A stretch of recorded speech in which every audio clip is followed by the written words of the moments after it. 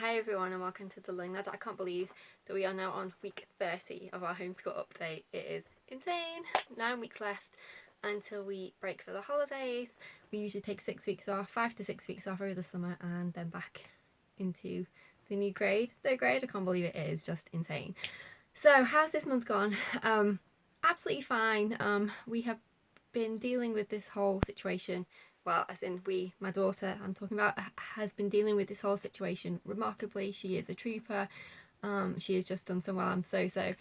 I'm proud of her every day anyway, but she's coped with it so well.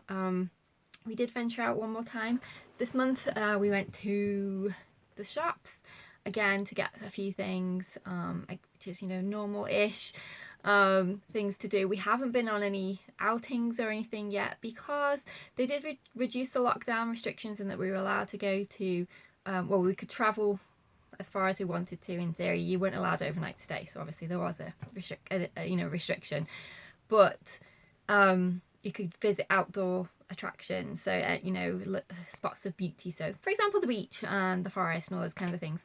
But the only problem is a lot of those places where they are part of a devolved administration, which means that they have their own right to set certain restrictions and everything else, and they are still in the stay-at-home restriction order. So they were saying that anyone who went there from another location that wasn't in the stay-at-home restrictions would be fined. So that drastically reduces the places that we can go to. And the other thing is as well, even in the areas where we are actually allowed to go to, the local councils there have been saying, we're not open, do not come here, blah blah blah. So I don't want to drive somewhere and find that there's no parking because they've closed all the car parks. There's no facilities, so there's no toilets open or anything like that. So we're kind of stuck really in terms of, yes, they may have relaxed restrictions, but if everywhere is saying no, don't come here, then you kind of can't. I'm hoping next week. So we're on what day is it? It's the 24th today. So I'm hoping in the next weekend we should hopefully be able to go to a outdoor place of beauty. Fingers crossed, provided they allow it. Because as I said, what do you do if you get there and you can't park your car anywhere because all the car parks are closed? So fingers crossed. The beach will probably be one of the first places we'll go, or the forest. So that'll be something exciting to look forward to. It's crazy to think that was just the norm, and now it's, can we go? Is it allowed? Are we going to be fined? It's a surreal feeling, to be sure. In terms of homeschool, we're ploughing along nicely. We've finished a few more things. We're on the last stretch now. We will have a week off during this 9-week stretch. So that'll be our last week off before, the big 6 weeks holiday. That's coming up for our week off. I have been super busy planning in my free time, getting everything ready for the school year. I've already posted one of my Plan With Me videos. I'll link it below if you haven't already seen it. I have been filming lots of things that I've been up to, so you've got lots of content coming. I'm not going to post the rest of those though until after I have posted my curriculum video. Everything is pretty much in apart from a couple of things, so I'll be posting that very soon, June. Definitely June for sure, because pretty much most things have arrived. My Story of the World finally came. It's been on pre-order for ages, and it finally arrived, so that's great. But yes, deliveries have been a little bit slower.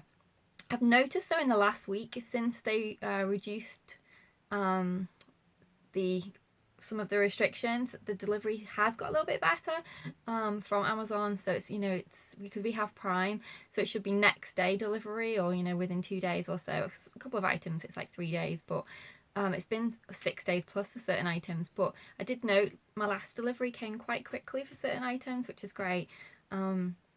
Especially when it's something you're used to and then suddenly it's gone.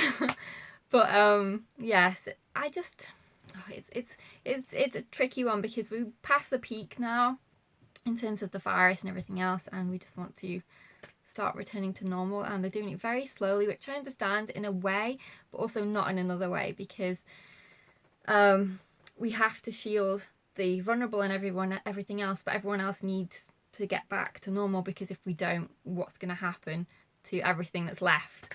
Because there doesn't seem to be any kind of vaccine anywhere in sight. There's trials going on and everything else, but I'm very skeptical. It's a virus. There's been no other vaccines for any types of coronavirus that have worked, so I'm very skeptical of the vaccine. Medication, there seems to be some hoarding of certain medications and everything else going on, and lots of controversy over medications. So I just kind of feel like we're stuck in terms of the virus situation, and everyone has different opinions. People want to shelter and everything else, but a lot of those people probably are very financially well off and can shelter in their homes and everything else quite easily. There are a lot of people who can't, and it's not just that the government is having to borrow tons of money to pay people who can't go back to work currently because nothing's open. That can't go on forever, because there'll be nothing left. We've got to pay for our public services, our NHS, our National Health Service, our schools and everything else. And if the government is paying everyone's wages, then it's bound to suffer at some point. So there just as far as I'm concerned, there has to be a line that we draw and say, okay, we've done everything we can. We'll still protect shield those who need shielding, but everyone else has to try and get back to some kind of normal, because if we don't, what is going to be left? And it's tough decisions, and I think there does have to be a line, and the media doesn't help, because they're just wittering on about complete not rubbish, because it's not rubbish, but not focusing on what's really important right now. So at the moment it's all about this aid of the Prime Minister's, who travelled 250 miles because his wife was sick. They had a 4-year-old, and they travelled 250 miles to a relative to help them, if they both got sick. And there's so much controversy over it at the moment. It's just, I don't care. I really, really don't care. They obviously felt as a family they needed to do it.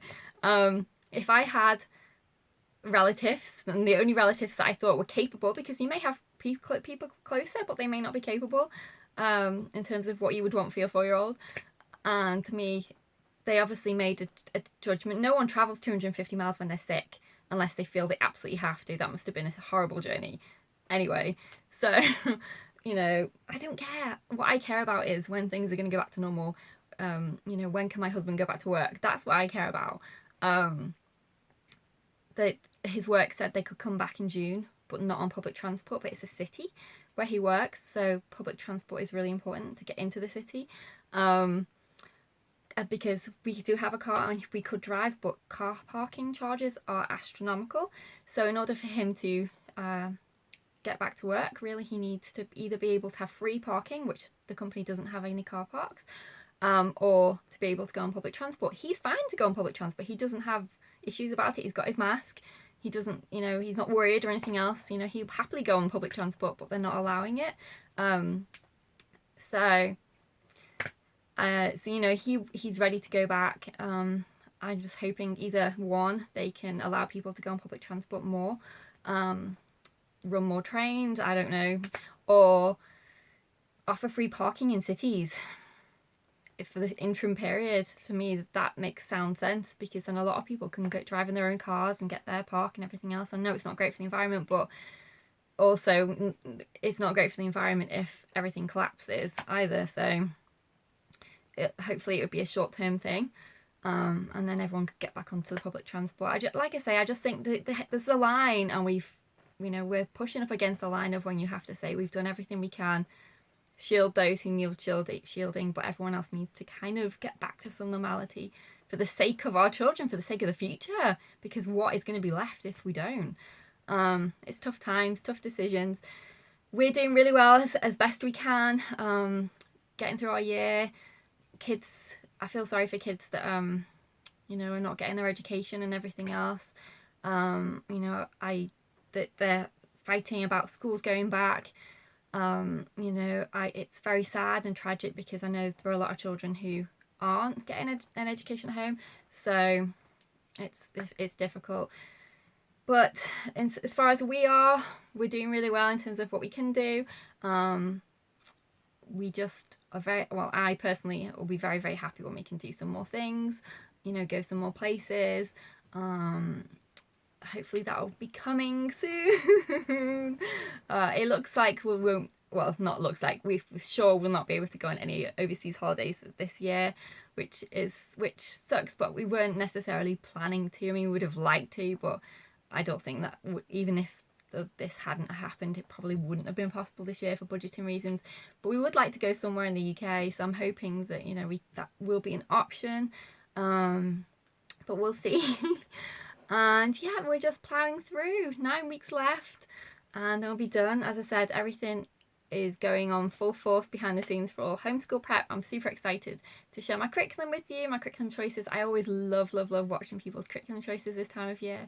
It's just, I don't know, it always feels like a new start, you know, when you get into that time. So it's like the new year, I guess, how you feel after Christmas when you've got all your goals and everything else. And I think it just makes, you know, that season of that time of the year really exciting, especially because there's so many holidays around that time. You know, you've got Halloween and Christmas and everything else as well as starting school. So it's always a good time of year to get going. So I'm really excited. I'm really looking forward to seeing how she develops with my new choices I've made. Yeah, so exciting times ahead. I feel like we're moving into a new, not era, that sounds really dramatic, but a new phase of education, because she's going into 3rd grade. She's getting a little bit older. There's more options available that I can consider for her.